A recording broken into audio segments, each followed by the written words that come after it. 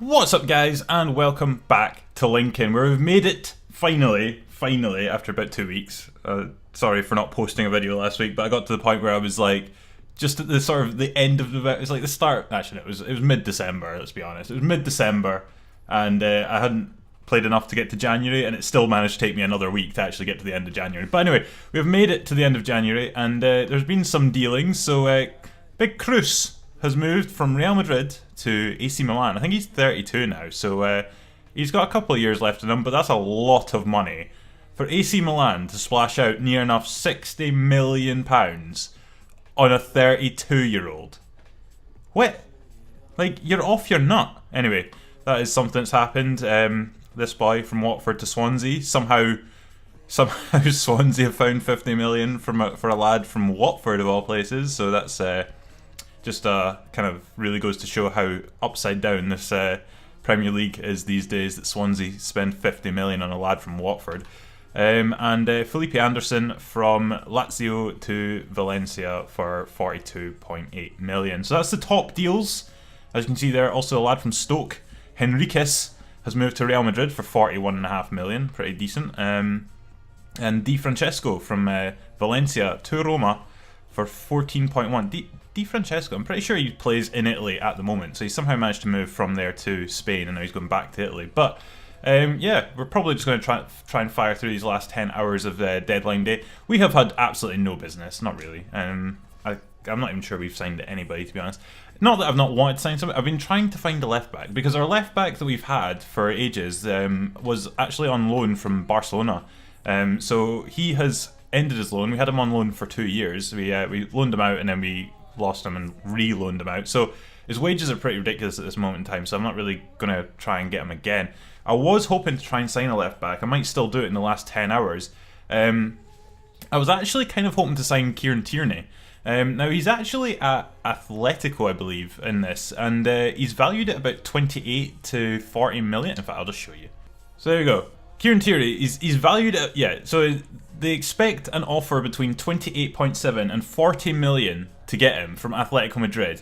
However, the eagle-eyed of you may have noticed he has a £30.4 million release clause. So if we were to get him for 28.5, which is what his lowest end offer is, that's fair enough. But if they're wanting 35, even up to 40 million for him, I'm not sure how long he's got left in his contract, there's no way I'd be paying that when he's got a 30 million release clause. But I don't have 30 million, unfortunately. I have about 17. So I was kind of hoping somebody would come in for Castro, our midfielder, who, to be honest, is kind of out of favour. Like, I do play him, but he just doesn't really like fit the squad, really. That's the biggest problem I've got with him. I don't know, he's rated well. He just doesn't play that much, play that well. So he's got really good agility and sprint speed. Sprint speed's alright, but his agility is pretty good. And he's got good distribution, good dribbling, and just generally he should be good. But for some reason, for whatever reason, he scores goals, but not that many. And when he does get the ball in midfield, he doesn't do much with it. He's just not that good, to be honest. He's not 82 rated. Like, I play Insane instead, because he's actually a far better player in the game than, or at least for the style of play I play, he's far better than Castro is. So I've had him transfer listed, and I've just never had any offers. So I was really hoping somebody would come in for him, and we'd be able to sell him, and that would give us enough money to go and activate Kieran Tierney's release clause. So I think in the meantime, we've got 10 hours left. So what I'll do is I'll try and find another potential left back and get a deal close. I don't want to get across the line until I really have to, but I'll get a deal close and hope that in the next like 3 or 4 hours something comes in for Castro, because if that happens, then we can get that deal across the line, hopefully, and get the Kieran Tierney one done. But it's looking touch and go, given we've only got 10 hours left. We really need an offer in the next 2 hours, next 2-3 hours, for it to actually be viable. But we'll see what happens. So we'll join back in a second or two, hopefully. Amazing. So an offer has finally. Actually, I did get an offer from Newcastle, but it wasn't enough, because look at his valuation. So Newcastle came with an offer of 27 million. He's valued between 38.4 and 56, because he's got a decent amount of time left in his contract.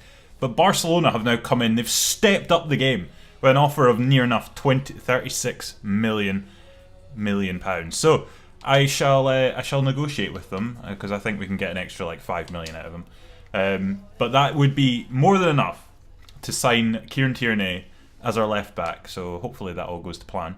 Whoop. Right. Okay. So we could have probably got more, to be honest, because they seem to be okay with that. But £41.5 million and a 5% release clause. So in theory, he shouldn't move on from Barcelona. I don't see him moving on from Barcelona. But if he does, we get ourselves 5% of that. So I think that's probably a decent deal there. And I mean, we could have probably pushed it a bit higher, but it's a bit difficult. I didn't really want to risk potentially causing that deal to fall through. So hopefully the deal actually does go through in the next couple of hours. That'd be really good. I keep getting all these deals that are breaking down. Yeah, I've been having like loads of deals recently where you like say, okay, that's fine, that's all acceptable, and then the deal just breaks down because they just don't want to go, and it's like, for God's sake, just accept the offer. So this deal's still not gone through yet. Oh, thankfully. Right, 4 hours left to try and sign Kieran Tierney. So we've sold him, we've got 38 million from that, that's pretty decent. Right, let's go and see if we can get ourselves a left back. Yep, let's just pay his release clause, and we shall now negotiate with the player and see if we can get him signed for us. Excellent, excellent. Okay, so we have signed ourselves Kieran Tierney, who should, I think I can't remember what his rating actually was, but he should be pretty damn good. So where is he? Yeah, I've got this Pesos Santos boy, Pesos Santos, who's got mad potential, but he's only 66 rated, and yeah, I think this formation as well, I've been noticing our fullbacks are very quickly getting tired when we're playing this formation. So we need like just backup a lot of the time in fullback positions. But he's 83 rated, so we've now got ourselves an 83 rated left back, one of our highest rated players. So yeah, looks like he could potentially do bits. Got Buniel over the far side, progressing very nicely, almost hitting that 80 rating. We've got 3 centre backs, all on 78 rating. We've got another centre back on 76, and a potential right back who could do stuff as well on 75. He's also playing very well. And we've got this boy who's got mad potential. This Pablo Jesus boy who came through our youth team, he's been doing really well for us as well. And to be honest, he's actually why, like, I think he's got the potential to take over where Castro was, and that's why I wasn't too bothered about losing Castro, because this guy can play there. Like, he's only a right mid.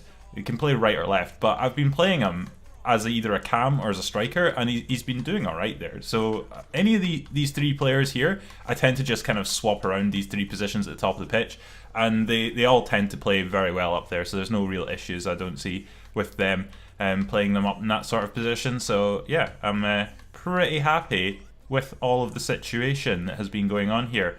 I would potentially quite like to get another striker, but at this moment in time, I'm not sure we can really afford to get another striker. It would be good, just not really like a first team striker, but just a sort of backup to have, because we've only got 2 and we kind of play them both at the same time. So it would have been nice to have tried to get another striker. How long have we got left? 4 hours, right, let's just see if I'll see what I can do. Right, so we have made it to the end of transfer deadline day. £468 million spent on the day. Quite a hefty amount of money given a January transfer window. We've got loads of scouting updates and stuff like that. But we have signed another striker. So we found a boy. Where is he? There he is. Furlan. Big Furlan. Right, there he goes. So he's only, I think, 21. He's only 21, so, you know, not bad. He's 5-star skills. Didn't even know that. 5-star skills. So, Italian boy. He's a speeder dribbler. So you can see, like, you know, sprint speed, acceleration, pretty damn good. Agility, balance, again, pretty good. Ball control, dribbling. Shot power's 89. His passing's pretty decent as well. His finishing 71, could be better, but you know, he's only 21, so he'll get better. But he gives us another option, so we can stick him up there with Kuzwick or Barbero Heido. Anyway, we can stick him up there with one of those 2, and he should hopefully be able to do bits, which would be pretty good if he can. So yeah, all in all, pretty happy with the squad. He's got potential to be getting much better. So I think the whole squad's got potential to get much better. So again, got ourselves a new left back in Kieran Tierney. We've lost one of our centre mids, which to be honest, not a big loss. To be like, as I said, he wasn't really playing that well for me, so I was quite happy to let him go, especially for 40 million. I mean, can't really complain. And we found ourselves another backup striker. So we've got plenty of options to bring off the bench and put like off the reserves and stick them in the first team. So there's a lot of competition for places, which is kind of pretty good. So yeah, hopefully this team does well and we can press on. I just remembered I never actually showed you the table, so we'll have a look at the table. I didn't really need to go all the way around here. Anyway, we'll look at the table. We are sitting top, but only by a point over West Ham. Arsenal, we've actually drawn our last like 2 or 3 games, so yeah, we've been doing all right, but we've still not been doing amazingly. I think we had some pretty tough games, but as you can see, the table is a little bit more accurate than you would consider what we had last season, with Arsenal, Spurs, City, and I suppose Chelsea as well are only 3 points away from top 5. So there's plenty of competition this season amongst the big boys as to who gets top 4. But again, West Ham are up there, we're up there, Stoke are up there, Leicester doing well, Watford, and again Liverpool and United both doing poorer than you would expect.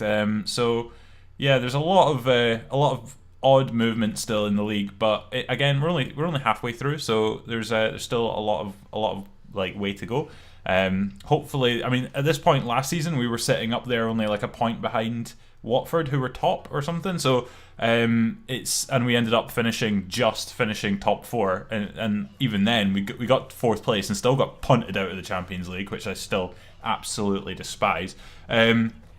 But yeah, I'll go and have a look at the rest of the tables. We're doing all right in the league. We're not doing so well in the cups, unfortunately. I think we've been knocked out of both the Capital One and the FA Cup. FA Cup have not even made it round to round 16 yet, but we've already been knocked out of that, and we've been knocked out of the Carabao Cup. We got knocked out by Bolton, so that is a thing.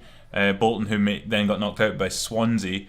Yeah, again, not that many big teams. Like, you know, we've got Arsenal in there, but that's about it, really. Of the teams that you would expect to be challenging.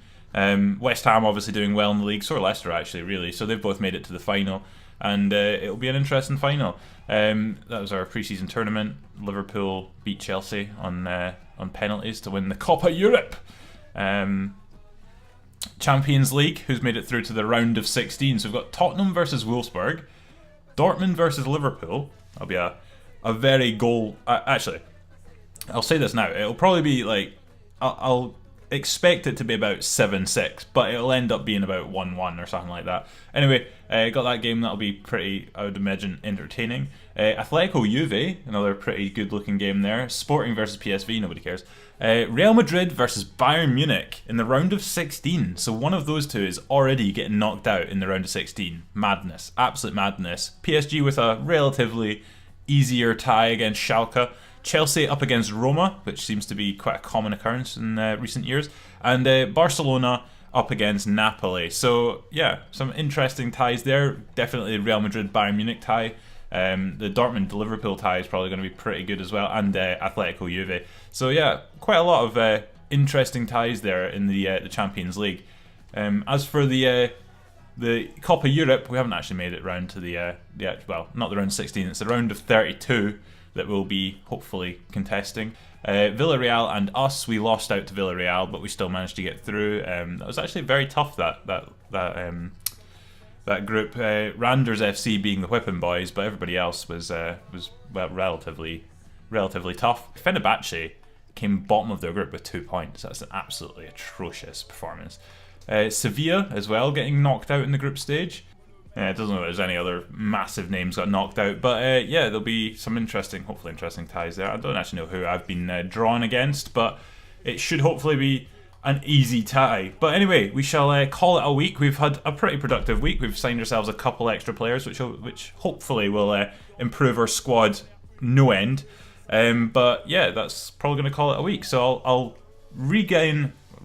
That's not right. I'll do something. I'll post another video hopefully next week. I don't know. I'm hoping to get to the end of the season. That would be the top plan, but it's been a very busy last couple of weeks, so I haven't really had much time to play FIFA. So yeah, fingers crossed there'll be a video next week. If not, it'll be the week after. But the next video should be us at the end of the season. So yeah, if you've enjoyed this video, then give it a thumbs up and subscribe as well if you're new around here. That'd be absolutely amazing.